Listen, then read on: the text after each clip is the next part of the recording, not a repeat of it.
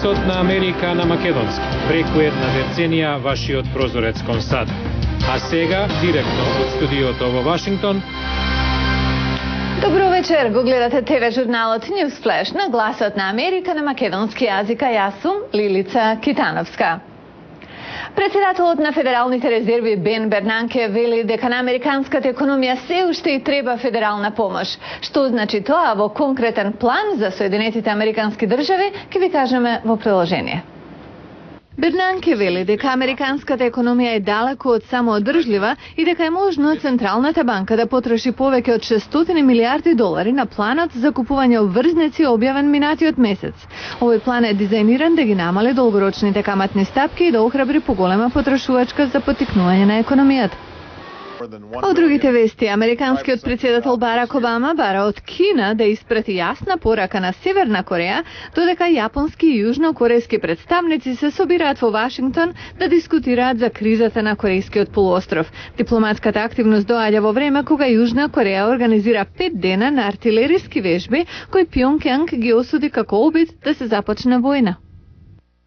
А Обама синоќа во Кенеди центарот им одаде почит на 5 мина ветерани од забавувачката индустрија. Годинава почестени беа кантри музичарот Мерл Хагард, британскиот рок музичар Пол Маккартни, композиторот Джери Херман, кореографот Бил Джонс и Опра Винфри, телевизиската дива. Обама рече дека почестените имаат енормно количество на талент и на нацијата и дале исклучителен уметнички дар.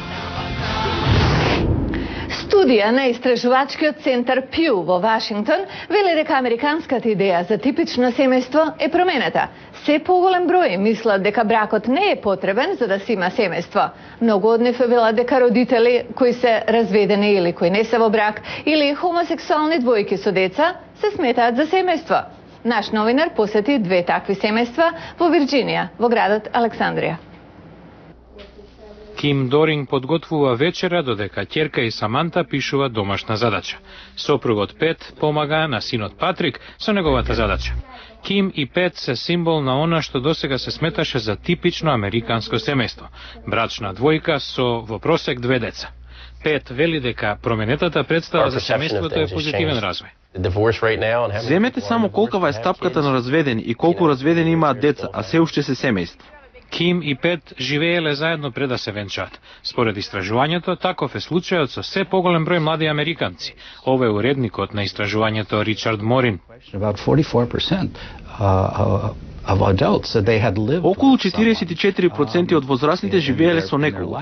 За мнозинството од нив тоа би бил некаков чекор кон брак, додека остатокот се решиле така од финансиски причини или како пропратна фаза.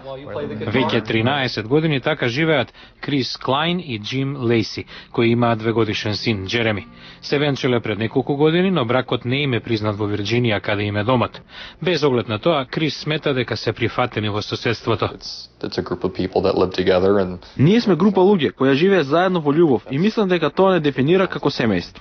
Сакале да имаат дете и тоа им го возможила мајка сурогат, која го донела на свет. И покрај променетата представа, истражувањето укажува дека бракот нема да исчезне преку ноќ. 67% од американците се оптимисти за иднината на бракот и семејството.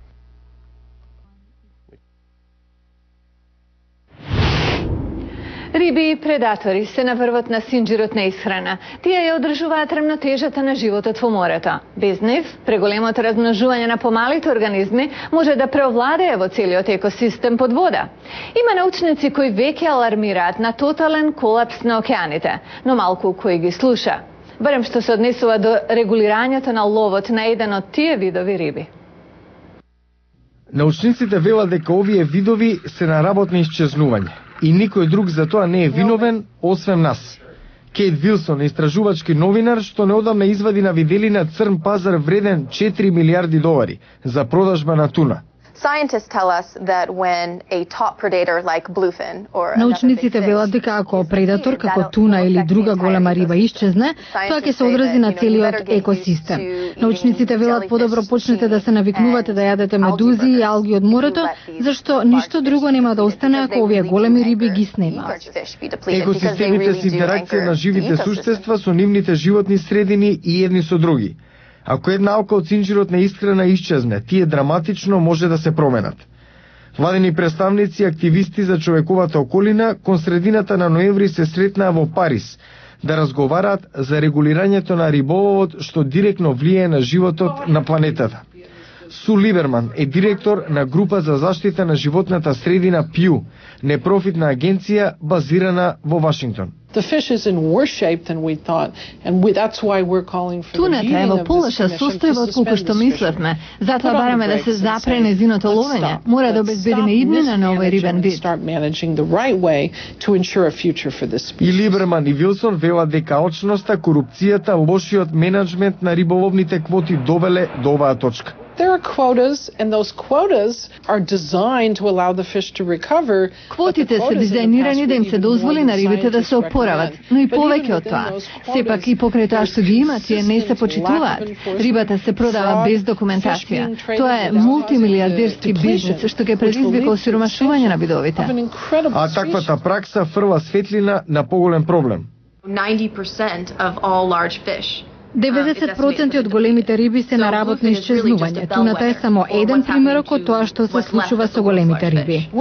Су Либерман потенцира дека залагањето не е за целосно престанување на риболовот, туку само за масивното рибарење од индустријски размери, каде владите можат многу да сторат. Официјалната реакција беше гласањето на меѓународните делегати да се лимитира ловењето на некои видови ајкули, а риболовните квоти за туната да се намалат само за 4%. А утре ќе зборуваме за здравието, поконкретно за здравието на мажите и за една од најчестите форми на рак. Бидете со нас, тоа се добри вести. Утре во Newsflash, дали сите откриени случаи на рак на простата мора веднаш да се третираат? Лекарите сега велат? Не, гледате за ова во утрешен Newsflash.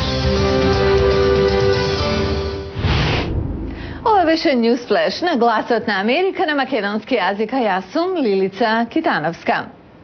За најнови содржини појдете и на нашата веб страница glasnaamerika.com. Пријатна вечер.